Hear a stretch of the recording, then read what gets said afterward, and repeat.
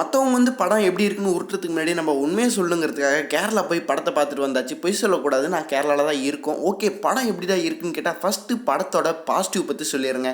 இந்த படத்தில் வர விஎஃப்எக்ஸு சிஜி எல்லாமே ஹாலிவுட் மாதிரி எடுத்திருக்காங்கன்னு சொல்ல மாட்டேன், அந்த மாதிரி ட்ரை பண்ணியிருக்காங்க, நல்லாவே அமைஞ்சிருக்குன்னு சொல்லலாம். ஃபைட் சீன்லாம் பார்த்தா பட்டாசாக இருக்குங்க. ஃபைட் சீனை பற்றி இன்னும் தெளிவாக சொல்லணும் அப்படின்னா, படத்தில் ரத்தம் இல்லை, ரத்தத்தில் தான் படமே இருக்குது அப்படிங்கிற மாதிரி இருக்குது. ஏன்னா தெறிக்க தெறிக்க வெட்டிக்கிட்டே இருக்காங்க படம் ஃபுல்லாக. அதே மாதிரி இந்த படத்தில் வர ஒவ்வொரு கேரக்டருமே டீட்டெயிலிங்காக இருக்குது. ஸோ படம் மூவ் ஆகிறதுக்கு அது ஒரு நல்ல இதாக அமைஞ்சிருக்கு.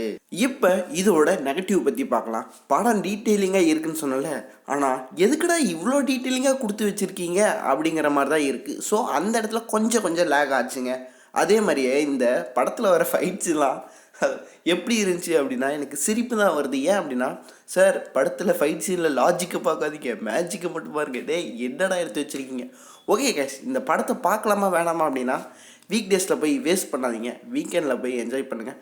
படம் பார்க்கக்கூடிய படம் தான், படம் நல்லாவே இருக்குது. ஃபைட் சீனு தான் அங்கங்கே கொஞ்சம் லாஜிக் மிஸ் ஆகுது. ஏன் படத்துலையே அதை சொல்லக்கூடாது, நீங்களே போய் பார்த்துட்டு வந்து கமெண்டில் சொல்லுங்கள்.